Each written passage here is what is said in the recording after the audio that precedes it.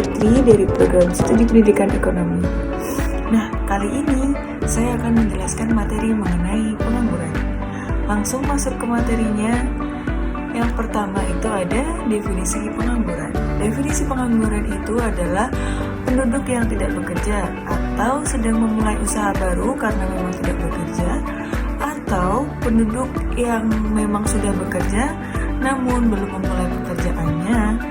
Begitulah definisi dari pengangguran. Selanjutnya itu ada jenis-jenis pengangguran. Yang pertama ini menurut lamanya dia menganggur. Yang pertama itu ada pengangguran terbuka atau open unemployment. Nah, pengangguran terbuka ini biasanya terjadi pada fresh graduate atau lulusan SMA atau penduduk yang baru saja lulus kuliah. Begitu, karena pengangguran ini disebabkan kurangnya kesempatan kerja yang ada di sekitar kita. Nah, yang kedua itu ada setengah pengangguran. Setengah pengangguran ini adalah angkatan yang sudah bekerja namun mereka bekerja tidak secara optimal, atau mereka itu jam kerjanya kurang dari 35 jam per minggu. Nah, selanjutnya itu ada pengangguran musiman.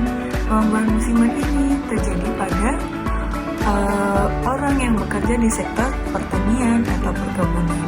Nah, di sektor ini mereka hanya bekerja ketika musim panen saja.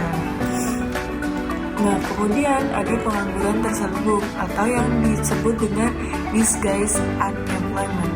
Nah, pengangguran ini adalah pengangguran yang dia itu sudah bekerja, namun bekerja itu tidak optimal karena tidak sesuai antara latar belakang pendidikannya dengan pekerjaan yang dimiliki. Tidak sesuai juga antara skill yang dimiliki atau bakat yang dimiliki dengan pekerjaan yang dilakukannya. Nah, itu pengangguran terselubung. Ya. Nah, kemudian yang selanjutnya ada pengangguran struktural.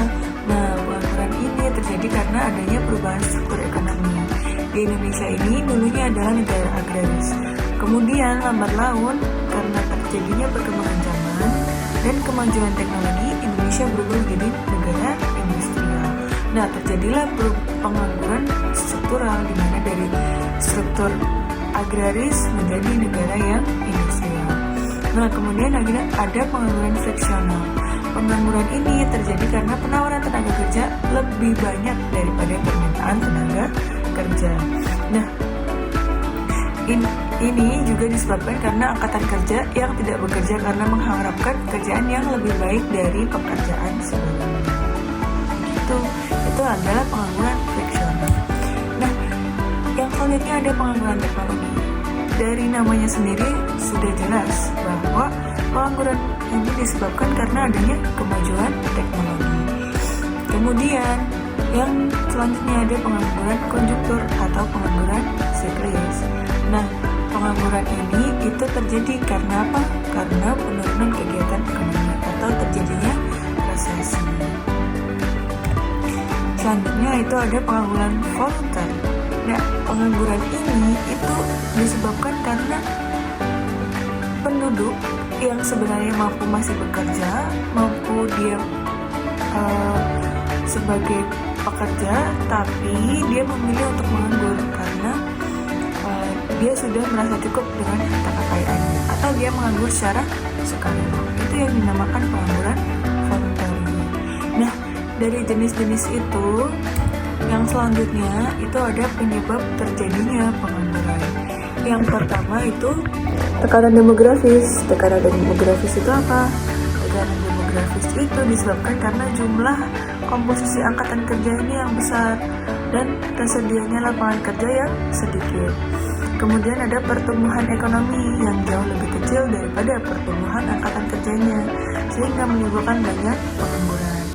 Nah, kemudian kompetensi atau skill yang dimiliki pekerja itu sekarang minimum atau minimal. Dia tidak kompeten dan tidak mempunyai bakat dalam bidang pekerjaannya. Nah, kemudian itu terjadi karena PHK besar-besaran yang disebabkan karena perusahaan itu atau biasanya perusahaannya terhambat dalam proses ekspor impor, atau peraturan perusahaan itu sendiri dan keamanan dari perusahaan itu yang kurang kondusif, dan alasan-alasan lainnya. Selanjutnya dari penyebab pengangguran kemudian adalah dampak pengangguran. Nah, dampak pengangguran ini itu menyebabkan pendapatan nasional menurun. Kemudian akibat dari pendapatan nasional menurun itu biasanya disebabkan oleh pendapatan per kapita masyarakat yang rendah. Kemudian ada yang namanya produktivitas tenaga kerja yang rendah, kemudian upah yang rendah, kemudian investasi dan pembentukan modal yang rendah juga. Nah, yang selanjutnya adalah sumber utama kemiskinan. Kemudian ada pemborosan sumber daya dan potensi, kemudian dampak sosial lainnya. Nah, dampak sosial lainnya ini biasanya adalah menjadi beban keluarga. Itu adalah dampak-dampak pengangguran. Nah, setelah dampak pengangguran, ada yang dinamakan cara mengatasi pengangguran. Yang pertama, itu pasti menciptakan kesempatan kerja, baik dari pemerintah maupun kita sendiri.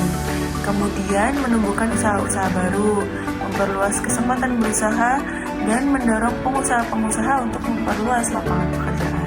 Kemudian meningkatkan keterampilan tenaga kerja, skill yang dimiliki tenaga kerja. Kemudian meningkatkan kualitas tenaga kerja dengan apa? Dengan adanya seminar, dengan adanya webinar. Kemudian perbaikan kualitas gizi masyarakat. Kemudian adanya balai latihan kerja. Kemudian yang selanjutnya, cara mengatasi pengangguran adalah menumbuh kembangkan UMKM, yaitu usaha mikro kecil masyarakat. Itu sangat penting dikembangkan. Karena apa? UMKM itu sangat memicu orang tidak menganggur. Nah, yang selanjutnya itu mari kita lihat tingkat pengangguran Indonesia dari tahun ke tahun. Utamanya per Februari tahun 2024 ini, pengangguran di Indonesia sudah menurun sebesar 0,63%. Dan bisa dilihat per tahun Februari tahun 2023 ini, pengangguran di Indonesia itu sebanyak 5,45. Dan dari sebelumnya per Februari tahun 2022 adalah 5,83. Dan tahun 2024 ini menurun menjadi sebesar 4,82%. Makanya kita juga harus mendukung agar tidak terjadi peningkatan pengangguran di tahun-tahun berikutnya. Sekian presentasi dari saya. Mohon maaf apabila ada kesalahan. Saya Fatimah Nurhila Putri pamit undur diri. Wassalamualaikum.